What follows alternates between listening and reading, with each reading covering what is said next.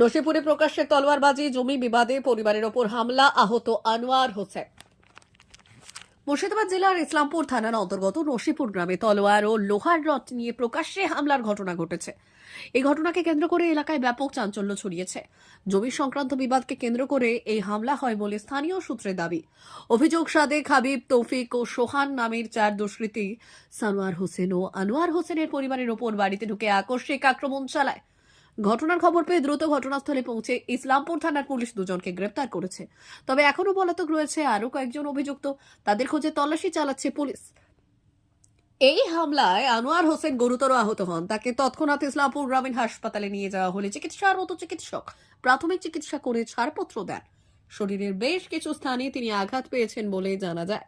পুরো ঘটনার আতঙ্কে ছায়া নেমেছে নসিপুর গ্রামে। পুলিশ পরিস্থিতি নিয়ন্ত্রণে রেখেছে এবং তদন্ত অব্যাহত রয়েছে। আমি বাড়ি যাচ্ছিলাম, বাড়িতে গিয়ে আমাদের ওখানে জমি সংক্রান্ত পাখির দানা একটা ঝামেলা। তো ওরা আমির নামা বলেছে, অলরেডি পঞ্চায়েত নোটিশ করেছে। সেই নোটিশ পরিপ্রেক্ষিতে আমরা মীমাংসা হবে, যেটা হবে পঞ্চায়েত যেটা করে দেবে, প্রশাসন যেটা করবে সেটা মেনে নেবো আমরা।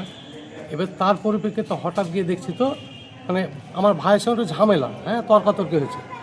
এবার তারপরে আমি গিয়েছি, এবার আমাকে অতর্কিতভাবে হামলা, লোহার রড, তারওয়াল, তারপরে আর্মস ছিল, ঠিক আছে, সমস্ত 4-5 জনের হামলা। ভিডিও ফুটেজ আছে, দেখবেন আপনাদেরকে দেওয়া হয়েছে। তো ঘটনা হয়েছে দিয়ে আমি দৌড়ে পালিয়ে যাই, কোনো রকম প্রাণে বাঁচি। কিল্লের কর্নারে একজন ঘরে গিয়ে আমি লুকিয়ে পড়ি।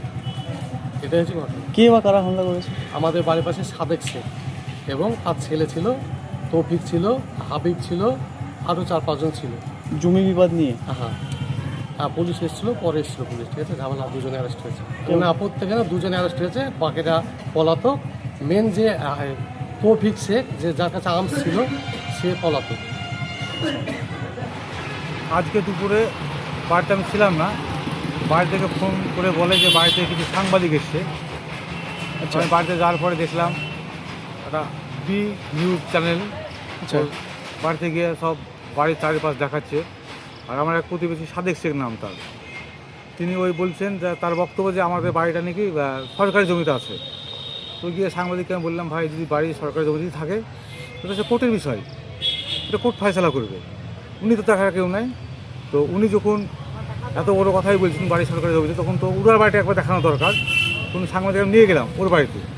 ওর বাড়িটা আমার কাছে ভিডিও এখনও আছে, পুরো রাস্তার উপরে বাড়ির দরজা, 4 ফুট রাস্তার উপরে ঘর করা আছে। কার বাড়িতে?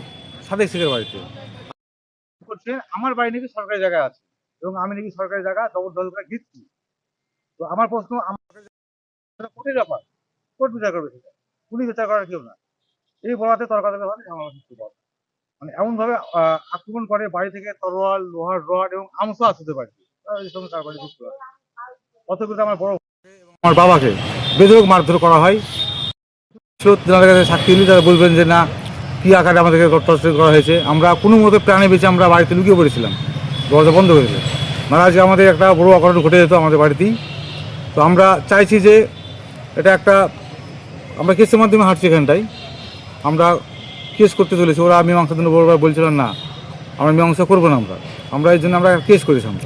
আমার বড় ভাই আহত, ওর মাথাতে লোহার রোডের একটা আঘাত লেগেছে এবং আমারও বাম হাতে, এই যে এখানে আমারও বা হাতে চোট আছে, এখানটায় খাম আছে আমারও দেখাতে, এখানে সাবলের বাইরে লেগে আমারও খাম হয়েছে এখানটায়। আচ্ছা, আমারও আঘাত আছে।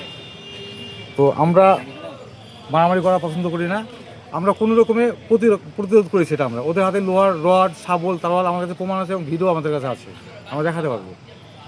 পুলিশ সঙ্গে সঙ্গে কিছুক্ষণ পরে পুলিশ এসেছিলো, সঙ্গে সঙ্গে যদিও আসেনি। আসার পরে পুলিশ জনতাকে ছত্রভঙ্গ করলো, তারপর হাতে হাতে তাকে ধরেছে, অ্যারেস্ট করেছে। পুলিশের ভূমিকা ওই মুহূর্তে খুব ভালো ছিল।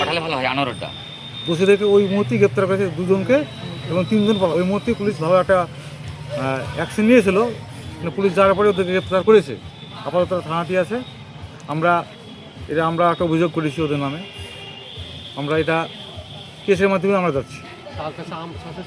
অ্যারেস্ট হয়েছে ওদের টোটাল আসামি ওদের আছে 5 জন, 5 থেকে 6 জন। আপাতত স্পটে দুজনকে অ্যারেস্ট করেছে পুলিশ, তারা এখন থানাতেই আছে, আর 4 জন পলাতক। আপনার নাম? আমার নাম এমনি সানোয়ার হোসেন।